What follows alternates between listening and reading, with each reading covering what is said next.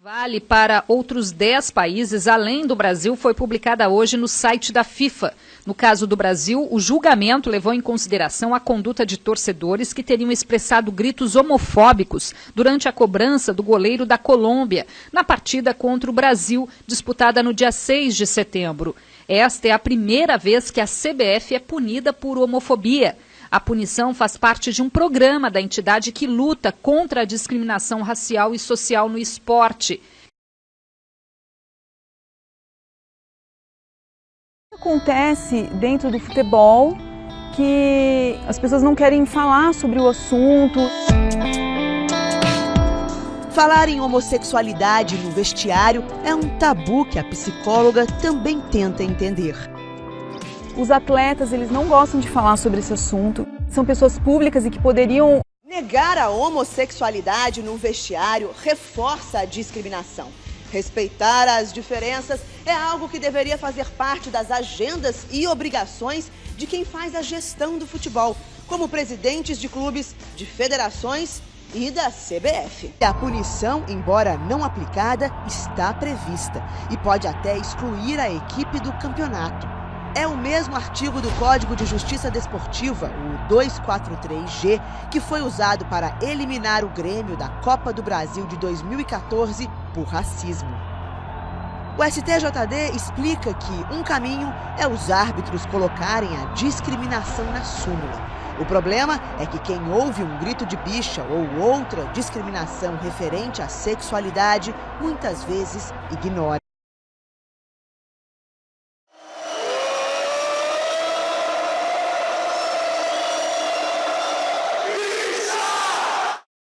Que para a pessoa que passa deve ser complicado viver de duas maneiras, né? Viver sempre com uma máscara. Tudo que o atleta faz dentro do campo, no vestiário, está relacionado também com essa masculinidade. Então ele tem que ser forte e tem que ser másculo. Com vários, né? Mas com conhecimento joguei com alguns, em alguns clubes.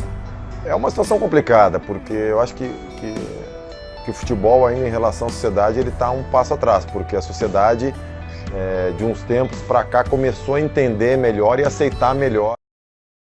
De times, de jogadores, de pessoas praticantes de futebol, LGBTs, eu acho que são vários movimentos, mas também passa por quem está já estabelecido, por posicionamento dos clubes, de confederações, também um processo educativo de quem já é torcedor, está estabelecido, para entender essas outras formas de afetividade, que isso não necessariamente diminui a torcida por um time.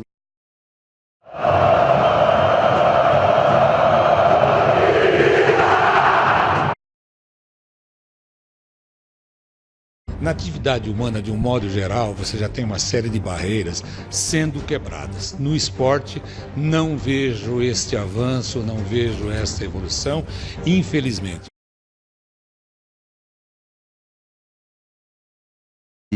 E aí no jogo seguinte, foi um jogo, o Paysandu e Santos pela volta da Copa do Brasil, o pessoal lá em Belém levou a bandeira e agitou a bandeira no meio da torcida. E aí desde então, tiveram alguns comentários, ganhou repercussão, mas dentro da torcida também já tiveram alguns comentários, redes sociais, alguma coisa assim, tá vendo? Isso aqui não é lugar de levar bandeira, vocês estão abusando, isso já é exagero, não precisa disso. O próprio torcedor do Paysandu se sentiu incomodado com isso, achando que era uma bandeira que lá não era lugar de fazer esse tipo de representação. Ou de demonstrar esse tipo de apoio. Vocês não pararam não, vocês continuam com... Não, a gente continua as mesmas ações, ninguém mais canta a música.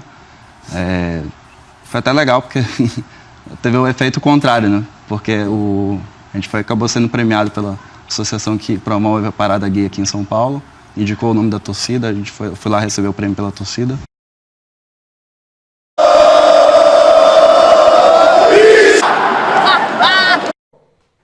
Você tá errado. Conviver com isso faz parte da nossa sociedade hoje.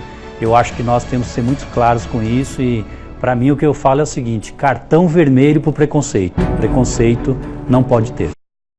A fobia, ela acontece nas instituições escolares, na igreja, dentro das famílias. Mas se você pensar que essa questão ela pode ser discutida dentro do futebol, com a visibilidade que ele tem, a gente pode ter uma luz no fim do túnel, mas em longo prazo.